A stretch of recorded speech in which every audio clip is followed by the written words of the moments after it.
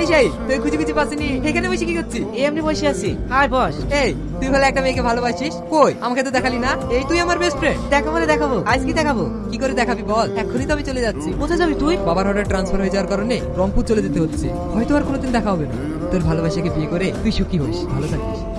এলো শোনা, তোমার লাগি প্যারালাইসি। এর আমার কতদিন চুরি চুরি করে দেখা করবো বলো দিনে? আমার আর দেখা করা হবে না। কেন হবে না? কারণ আমার আব্বু ট্রান্সফার হয়ে গেছে, কালকে আমরা চলে যাচ্ছি। তোমাকে ছাড়া আমি থাকতে পারবো না। আমি আজই বলবো তোমার আব্বুকে আমাদের বিয়ের কথা। তুমি সত্যি বলছো? আব্বু কি বলবি? তোর সঙ্গে ওটাকে ওর নাম শাহিন, বাপ মানে ওই ছেলেটা? হ্যাঁ মা, আমি ওকে ভালোবাসি।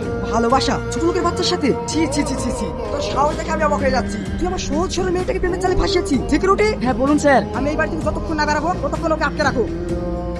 ছাড়ো আমাকে, ছাড়ো শাহিন।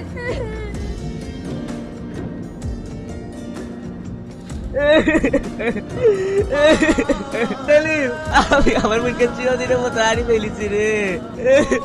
চুপ কর যাই, চুপ কর। খবরটা শোনার পর আমিও আসতে পারিনি রে। তোকে আর এখানে থাকতে হবে না, আজ থেকে তুই আমার বাড়িতে থাকবি। কিন্তু কোনো কিন্তু না, চ। এই শালিম, শাহিন খেলে ঘরে আয়, আমি তোদের লেগে ভাত খুঁজছি।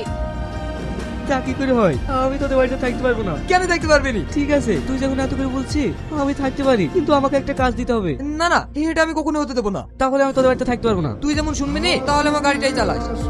এই শাহিন, এইখানে আয়। হ্যাঁ বল। তোর ভাবি তো কলকাতা থেকে অনার্স কমপ্লিট করে বাড়ি আসছে, যা ওকে বাস স্ট্যান্ড থেকে নিয়ে আয়গা। ঠিক আছে। তোমাকে কি সেলিম পাঠিয়েছে? হ্যাঁ ম্যাডাম। আচ্ছা ঠিক আছে, যাও আমার জন্য এক বোতল পানি নিয়ে এসো। এলেন ম্যাডাম। হাই, তুমি তুমি এখানে কি করে আসলে? আজ নিয়তি আমাকে এখানে নিয়ে এসেছে। ও ওসব কথা ছাড়ো, তুমি গাড়িতে উঠে বসো। শাহিন এখানে কি করে এলো? আমি শাহিনকে বলতে পারছি না। না না, ওর জন্য আমি সংসার নষ্ট করতে পারবো না। আজকেই বলবো ওকে এখান থেকে চলে যেতে।